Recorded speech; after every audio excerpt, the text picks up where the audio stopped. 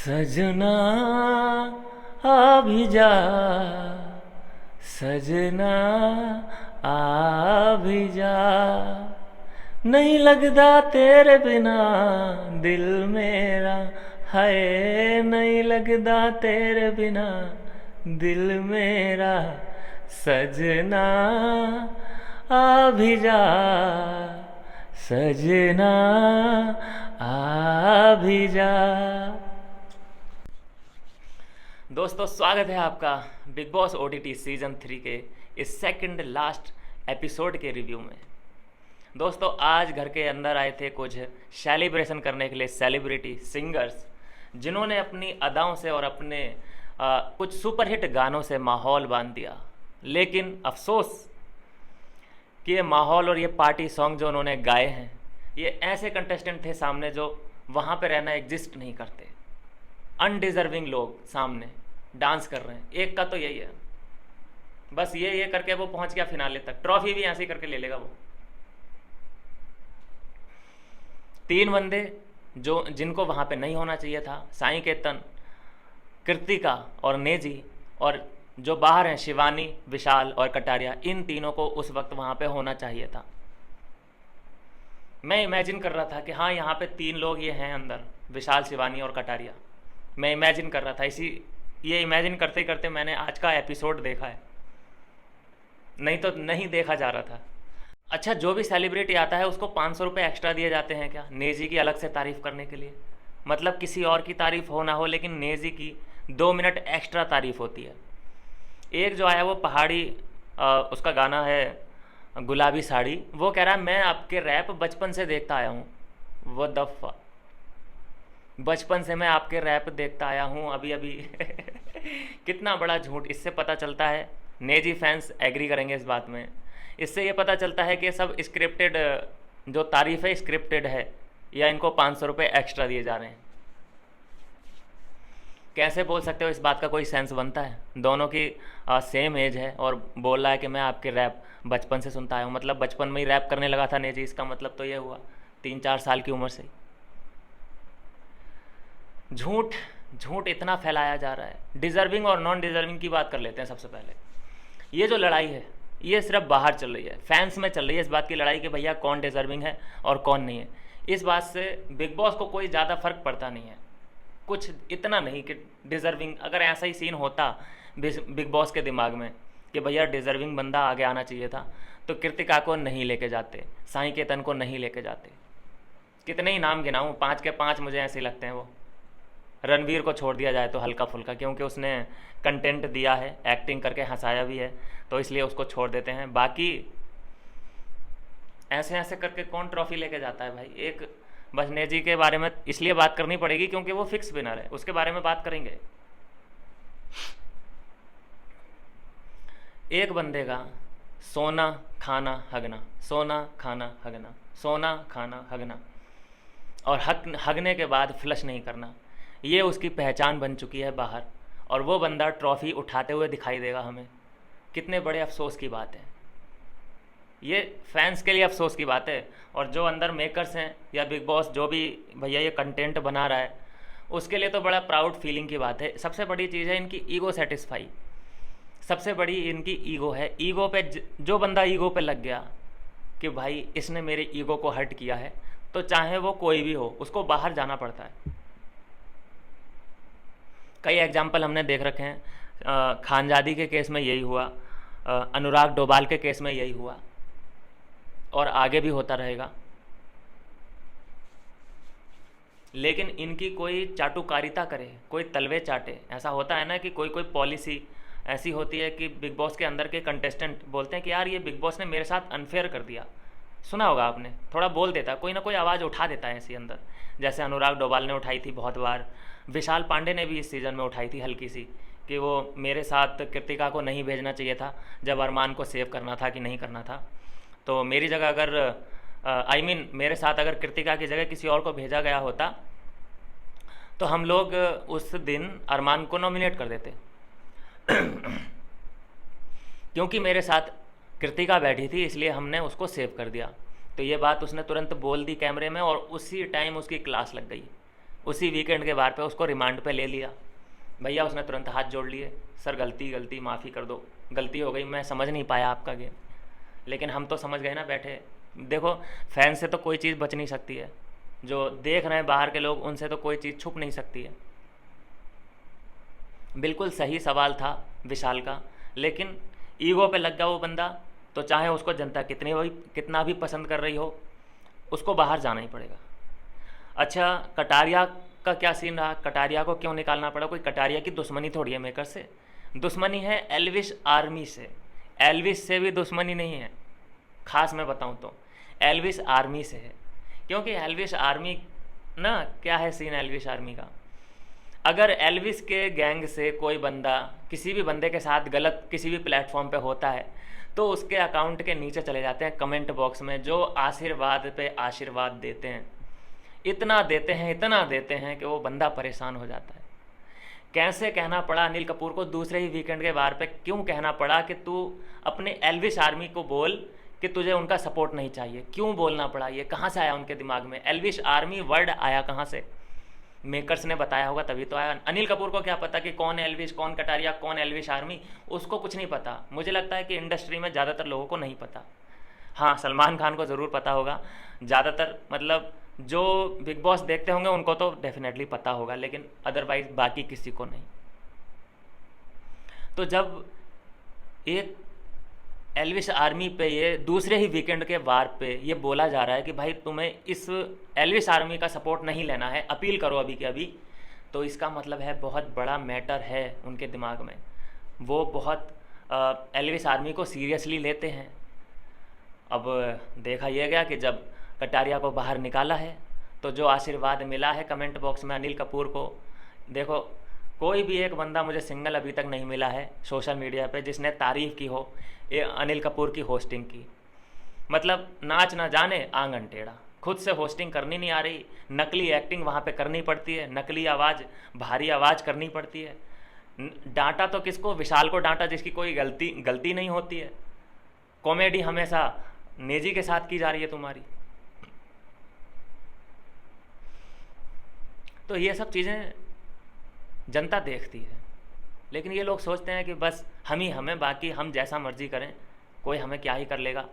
ये बात सच है, कोई क्या ही कर लेगा। व्यूवर देख सकता है, सब्सक्रिप्शन ले सकता है, अनइंस्टॉल कर सकता है, अनफॉलो कर सकता है, इससे ज़्यादा क्या कर लेगा।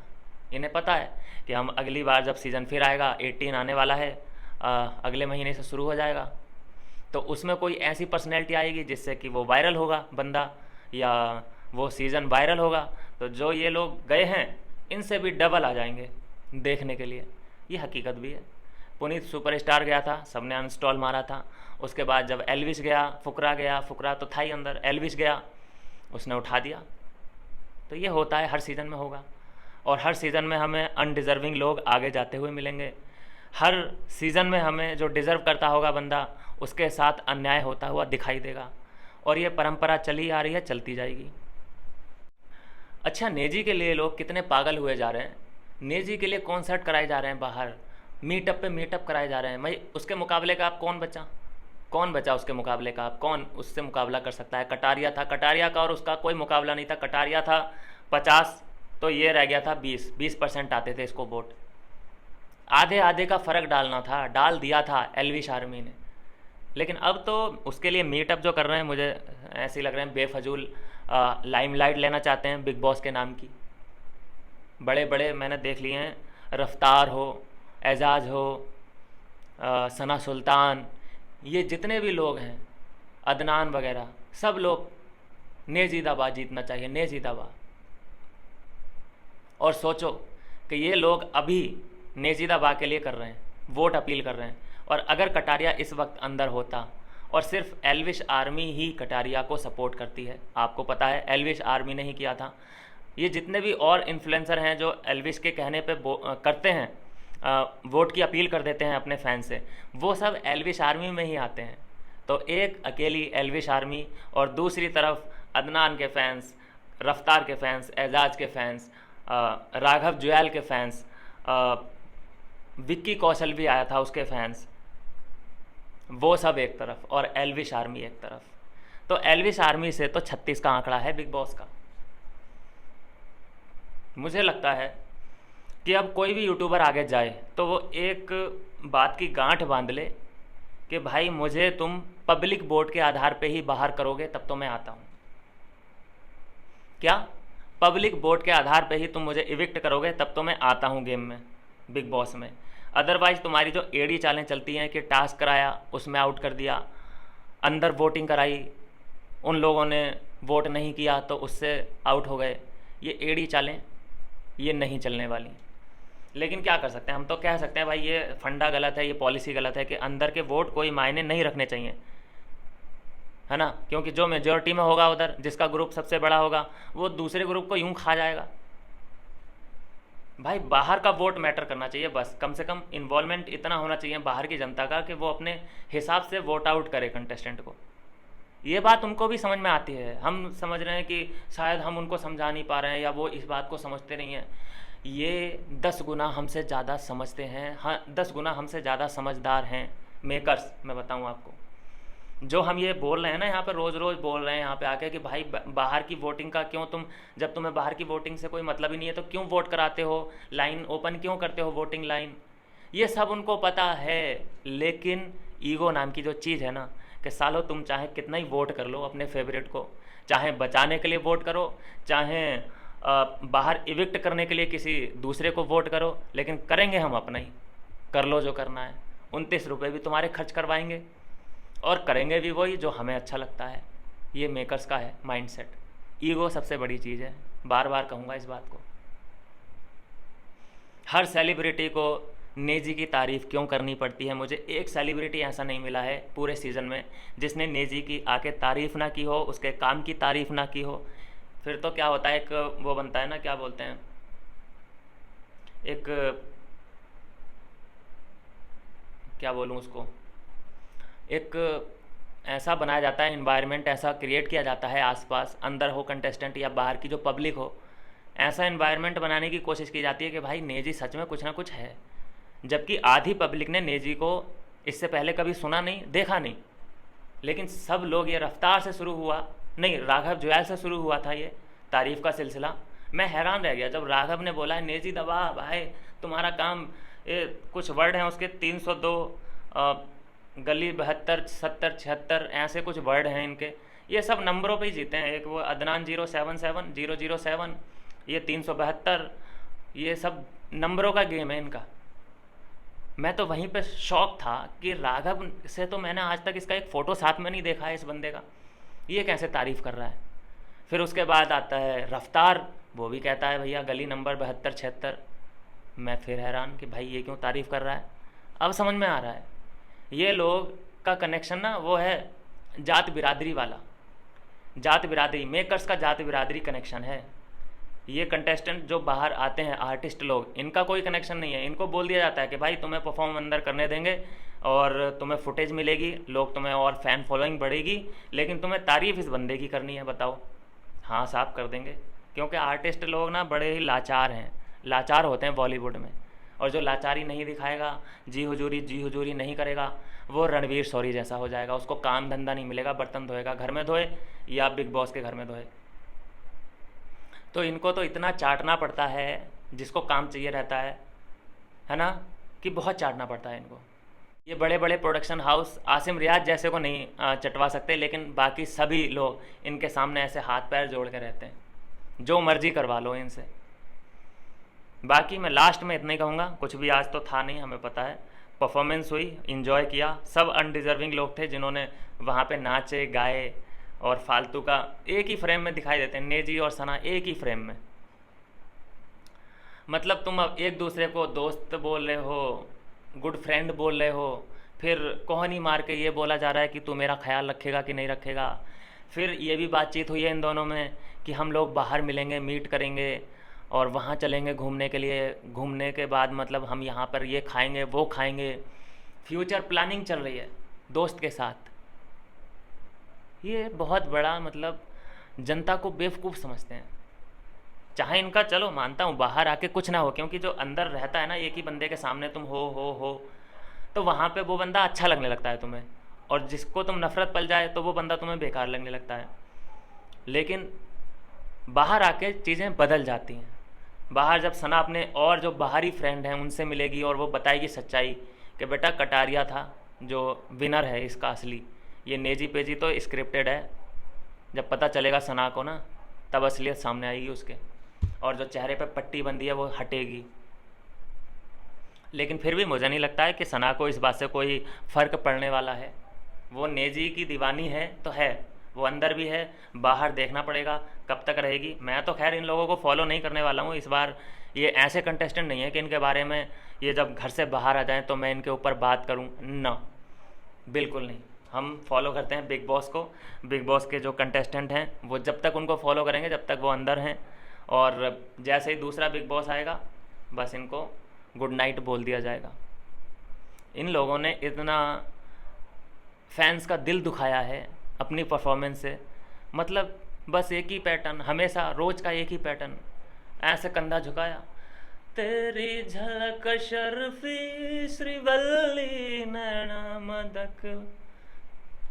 मतलब एक ये कहना गलत नहीं होगा कि किसी भैया डिज़र्व बंदे का तुमने हक मारा है। तुम्हारी जगह कोई और आता, वो एंटरटेन करता जनता को, जनता के लिए कुछ मतलब अपनी वो पहचान भी बनाता। साईं का क्या था रूटीन रोज़ का, 4 घंटे उसको जिम करना है, 2 घंटे उसको खाना है, 3 घंटे फिर उसको रेस्ट करना है, और 1-2 घंटे उसमें टास्क अगर आ गया तो कर लिया। टास्क भी नहीं करता था वो, आपने देखा ही होगा। फिर भी वो भैया टॉप 5 तक चला गया। इसी हिसाब से अगर कटारिया करता तो पहले हफ्ते में निकाल दिया जाता, और उंगलियां उठा देते बाहर के लोग उस पर कि यार ये तो क्या कर रहा है, ये जोकर बन गया ये तो अंदर जाके, ना ये टास्क कर रहा है, ना कुछ कर रहा है, ना कुछ कर रहा है, बोर कर रहा है। तो बाहर के लोग ही जो एल्विस के खिलाफ रहते हैं वो कटारिया पे उंगली उठा देते। लेकिन साईं को कोई कुछ नहीं बोल रहा है, ना कृतिका को कोई कुछ कृतिका को बोल रहे हैं लोग, लेकिन साईं को कोई नहीं बोल रहा है। ये देखिए हिपोक्रेसी। खैर फिर से मैं यही कहूँगा, 10 बार कह सकता हूँ इसी बात को, कि जितने भी लोग हैं अंदर सब अनडिज़र्विंग लोग हैं। जिन्होंने भी आज पार्टी की है सब ये अनडिज़र्विंग हैं। डिज़र्व लोग जो बाहर थे उनका हक मारा है इन लोगों ने। और मैं तो इतना ही कहूँगा कि ये लोग बिल्कुल भी पार्टी के लायक नहीं थे, और यहाँ तक ये लोग आए, ये यहाँ तक नहीं, ये पहले हफ्ते में ना एविक्ट होने लायक थे। मिलूँगा दोस्तों नेक्स्ट वीडियो में किसी नई अपडेट के साथ।